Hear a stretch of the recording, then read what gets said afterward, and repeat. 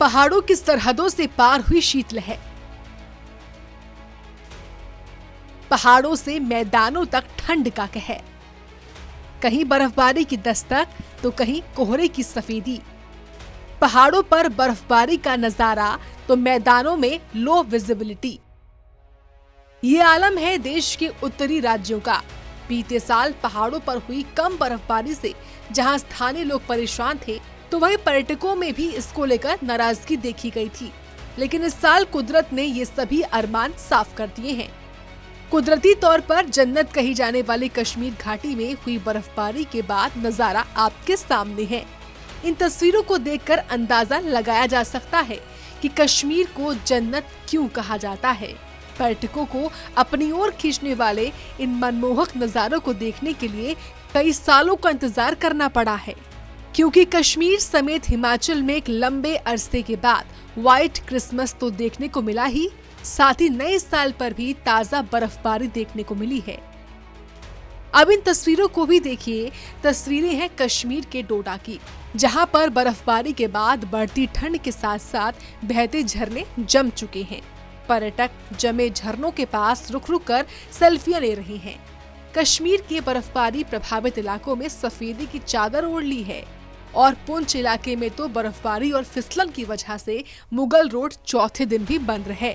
वहीं घाटी में नए साल के बाद हो रही ताजा बर्फबारी के चलते कश्मीर घाटी को लद्दाख से जोड़ने वाले जोजिला दर्रे को प्रशासन ने एहतियात के तौर पर दोनों तरफ से बंद कर दिया है। साथ ही पर्यटकों के आकर्षण का केंद्र माने जाने वाली डल झील और उसके आसपास के इलाकों में भी पर्यटक बढ़ रहे हैं। लेकिन स्थानीय लोगों के लिए ठंड बढ़ने के साथ साथ परेशानियां भी तमाम हैं। पर्यटक हो या स्थानीय लोग, सभी अलाव का सहारा लेने को मजबूर हैं, तो घरों में कैद लोग हीटर का सहारा ले रहे हैं।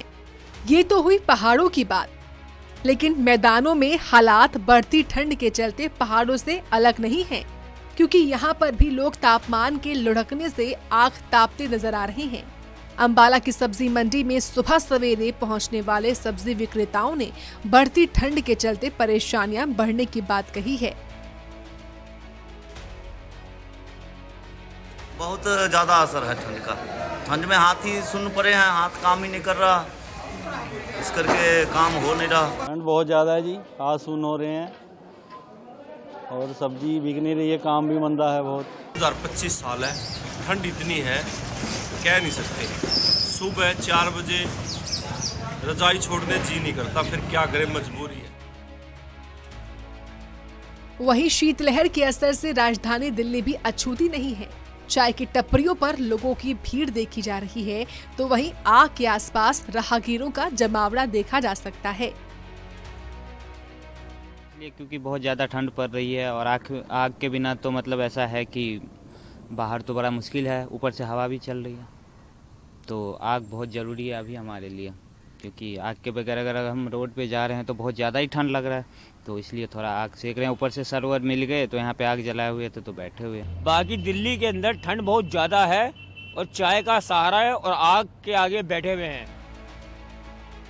साल की शुरुआत से ही देश के उत्तरी हिस्सों में ठंड का कहर देखा जा रहा है, जिसके बाद मैदान हो चाहे पहाड़, ठंड का कहर जारी है। ये कहर पहाड़ों पर बर्फबारी के बाद देखा जा रहा है, तो मैदानों में कोहरे के बाद। लेकिन पहाड़ों पर सैलानी इस ठंड का मजा ले रहे हैं, तो स्थानीय लोगों को रोजमर्रा के कामों को करने में परेशानियों का सामना करना पड़ रहा है। अब देखना होगा कि कब तक लोगों को इस ठंड के कहर से राहत मिल पाती है। ब्यूरो रिपोर्ट, सूर्या समाचार।